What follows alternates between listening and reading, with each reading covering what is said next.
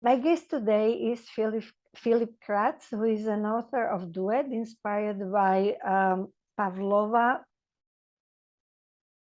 solo, Dying Swan. And maybe at the beginning, I would like to ask you what source of inspiration was this solo for you? Because it's this connection, like male duo, female solo, is very interesting as a starting point for me. I definitely, I definitely wanted to deviate from where actually that solo came from. So I wanted to, from the beginning, make sure in a way that I wasn't going into that exact direction and was not sort of filling up or catering to an expectancy. I wanted to go in a completely different direction. So, but maybe I have to say that in the beginning, this was sort of like not a commission work necessarily, but there was a proposal for work. So this came from the Opera Estate Festival in Bassan del Grappa, which then collaborated with various other festivals in Italy. So from Turin, La Bandiera Vapore, to Gender Bender in Bologna, to Florence, where there's Fabbrica Europa, Grande Teatro di Brescia, Triennale di Milano. So there was like this huge evening, or this project in which various artists contributed with their vision of this iconic solo from 1905 to the music of Camille Saint-Saëns. So right in the beginning, I wasn't sure that I wanted to go to cater to an expectation, as I said. So as it was not an idea that I would have thought of, because there was this proposal and I was very enticed. I was very curious as to what would come out of it. I didn't want to have that threshold that I needed to reach. As in, so if I go now with a female solo, I go with sort of like one-to-one a comparison. But what I wanted to have is like, we have that so on the one side, but this is it's going to take it somewhere completely else. And so this was sort of like my first idea. I thought, how can I possibly go away from it as much as possible, but still keep the idea that's inside of it? So the male duo, it's not only a male duo, or what you're going to see actually in Bratislava is a male-female duo, because it started with a male duo, but it's also a duo that is danced by very young dancers. So when we go to Anna Pavlova and Michel Fokine, this original version, that is something that became sort of like a milestone. It became really like this iconic solo that is a milestone for a female identifying ballerina to dance. But what it is now is that I wanted to also lower the threshold there. I wanted to go for something that is actually performed by really young dancers. I mean, it was also a moment in my life in which I had been a company dancer for 15 years. And that was a moment in which I sort of left. I knew I wanted to leave the company. I was going to leave the company. And there's always that moment of passage, you know, where you pass your information, something that you have lived through and worked on for so many years, to younger dancers. And it's exactly that happens in the solo of Anna Pavlova, when it's then being passed on to younger dancers. And then that I've sort of recreated in the creation process with these young performers. Yeah, and I learned that you created during the pandemic, so COVID was there, and actually it's a duo, but you created one on the base of the work one by one with dancers. So you and one dancers were presented in the studio. So maybe you can tell us something more about the way how the piece was created, because I found it interesting. Absolutely. So basically what it is in the end, it's that it's two solos combined in a way. Of course, they get to interact with one another at some point. They know that there's another person present on stage with them, but it really was a creation process in which I had one person in the studio and then another person in the studio, And then at some point they met. They had never met before. It's not like the three of us, we have known each other. I didn't know them. They didn't know each other. So it was really like a completely new exchange. And then also, as you said, we had like we had very little time because, of course, I was still in the company, so I had my workload, my day-to-day workload. And then when we said, okay, we're gonna meet on that day, at some point someone got COVID, and you were like, okay, so I guess we're staying home for another 2 weeks, and then we see what we can do. So it was like this really, really intense moment when we then met, where we spent like a lot of time together, and we really like got to know each other. Also, like got to find a language that, as it is always when you encounter someone, you gotta have to find a language that works for both, and then explain sort of where you come from, etc. And then they were so great because there's so much, of course, spirit in them, as in a way that they really are art. I mean, I really appreciate them as artists as well, and so it was really nice to have their input.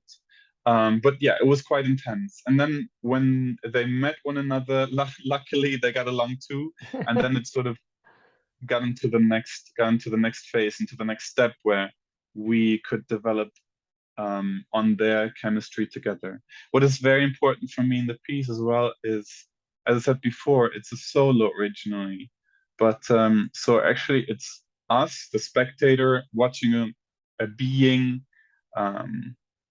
dying, in a process of dying.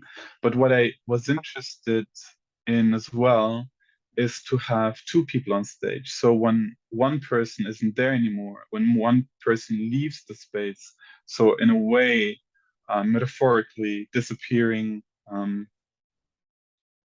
passing away, then we still have that other person lingering. So what I was interested in is not only having us, the spectator, watching a person passing away, but also someone on stage watching the other person pass away.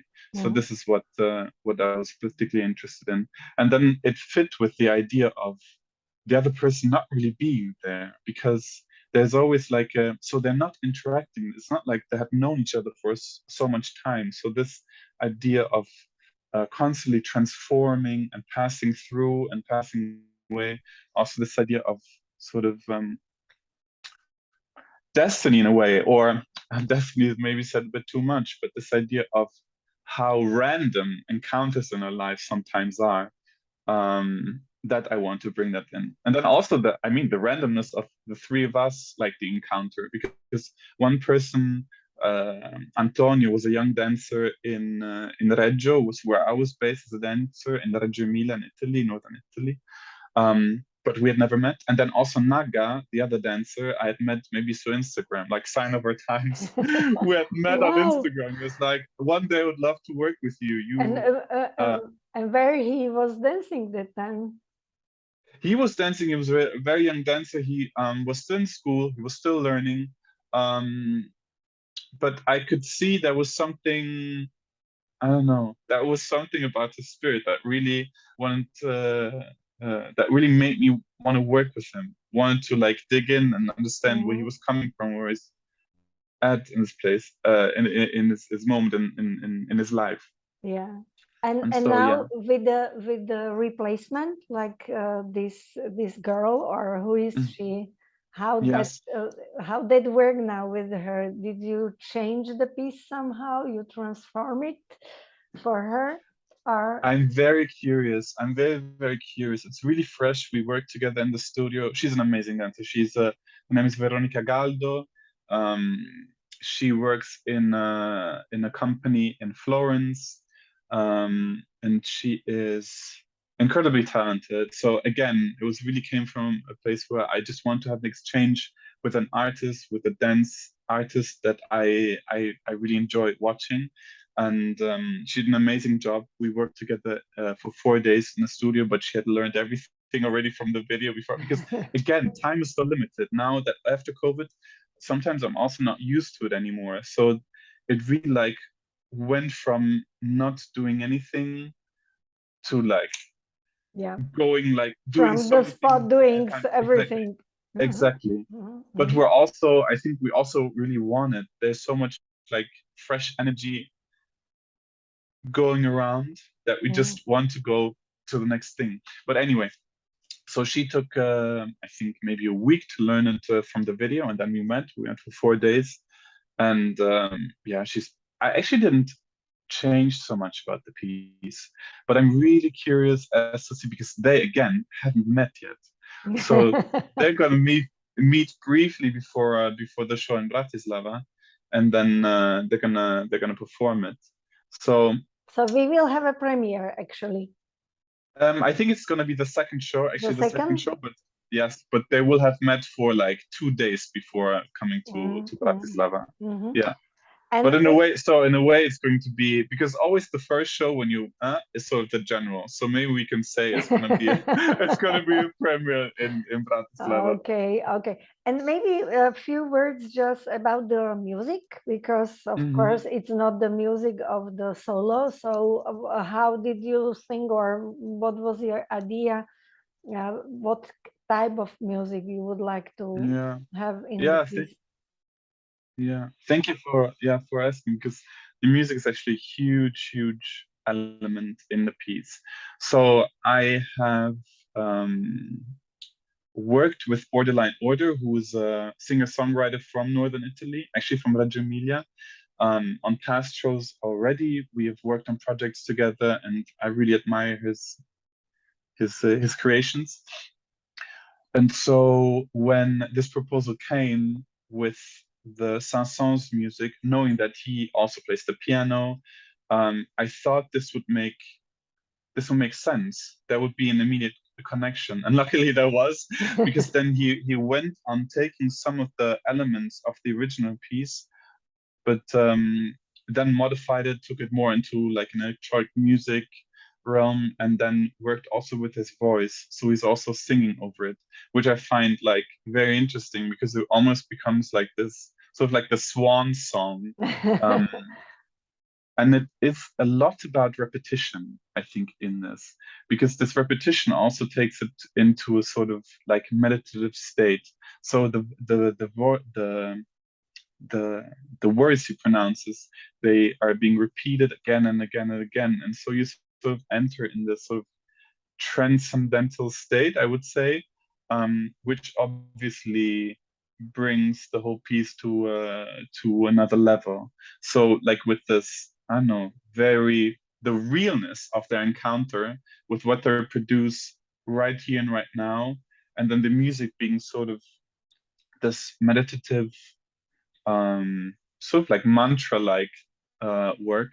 I thought I think this really worked well together.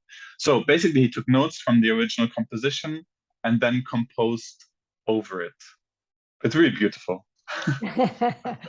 So we are really looking forward to see it in Bratislava. So Same here, same here. thank you We very cannot much. wait. We're very excited.